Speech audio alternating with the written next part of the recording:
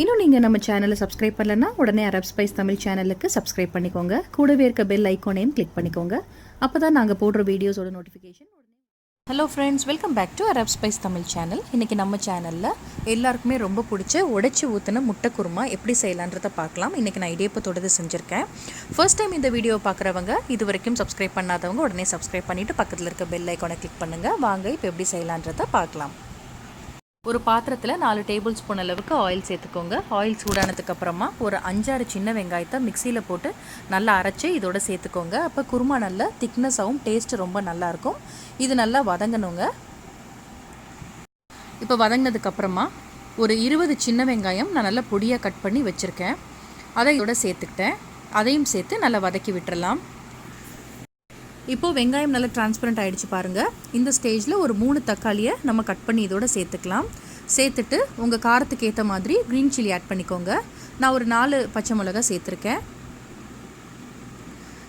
நான் இது 6-7 பேர் சாப்பிட்ற அளவுக்கு முட்டை குருமா செய்கிறேன். உங்களோட குவான்டிட்டி எந்த அளவுக்கு நீங்கள் எத்தனை பேர் சாப்பிட்ணுமோ அந்தளவுக்கு ஏற்ற மாதிரி நீங்கள் சேர்த்துக்கோங்க.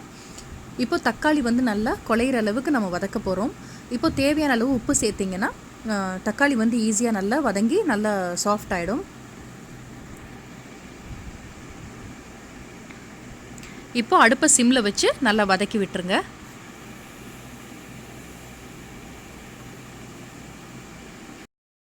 இப்போ தக்காளி நல்லா பாருங்கள் பேஸ்ட் மாதிரி ஆகிடுச்சு. இந்த ஸ்டேஜில் ஒரு 3 பிஞ்ச் அளவுக்கு பிரியாணி மசாலா சேர்த்துக்கோங்க. அதாவது கரம் மசாலா நம்ம சேனலில் நம்ம போட்டிருக்கோம். வேணும்னா நீங்கள் செக் பண்ணிக்கோங்க. அடுத்ததாக ஒரு 2 டேபிள் ஸ்பூன் அளவுக்கு இஞ்சி பூண்டு பேஸ்ட்டு சேர்த்துக்கோங்க. முட்டை குருமாக்கு இதுதான் நல்ல ஃப்ளேவர் கொடுக்கும். இப்போது எண்ணெயில் கொஞ்சமாக மல்லி இலையை தூவி நல்லா வதக்கி விட்டுருங்க. வாசனை ரொம்ப நல்லாயிருக்கும். இந்த முட்டை குருமாக்கு நான் 2 டேபிள் ஸ்பூன் அளவுக்கு மல்லித்தூள் சேர்த்துருக்கேங்க. அதையும் எண்ணெயிலே நல்லா வதக்கி விட்டுருங்க. வதக்கி விட்டதுக்கப்புறமா நம்ம தண்ணி சேர்த்துக்கலாம். இது நான் இன்றைக்கி இடியப்பத்தோடு செய்கிறேன். நீங்கள் பூரி சப்பாத்தியோட கூட இந்த குருமா செய்யலாம். மல்லித்தூள் சேர்த்ததுக்கப்புறமா ஒரு 4 டம்ளர் அளவுக்கு நான் தண்ணி சேர்த்துக்கிறேன். தண்ணி சேர்த்துட்டு ஒரு 2 நிமிஷம் தண்ணி கொதிச்சா போதும். அடுத்ததாக நான் ஒரு 3/4 மூடி தேங்காவை நல்லா பேஸ்ட் பண்ணி நான் இதோட சேர்த்துருக்கேன். தேங்காய் சேர்க்கும் போது நல்ல திக்னஸாகவும் இருக்கும், டேஸ்ட்டும் ரொம்ப நல்லாயிருக்கும். இப்போ உங்கள் கன்சிஸ்டன்சிக்கு ஏற்ற மாதிரி நீங்கள் இதில் தண்ணி சேர்த்துக்கோங்க.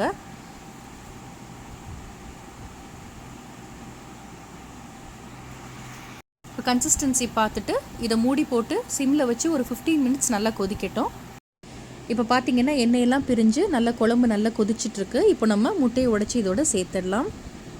அடுப்பை ஃபுல்லாக குறைச்சிருங்க. முட்டை நம்ம உடச்சி ஊற்றுற டைம் நல்லா குறைச்சிட்டு அதுக்கப்புறம் முட்டையை உடச்சி ஊற்றிக்கோங்க. நிறைய பேருக்கு இந்த மாதிரி உடச்சி ஊற்றி முட்டை சாப்பிட்டா ரொம்ப பிடிக்கும். கண்டிப்பாக நீங்கள் இந்த மாதிரி செஞ்சு பாருங்கள். இப்போ எல்லா முட்டையுமே நான் உடச்சி ஊற்றிட்டேன்.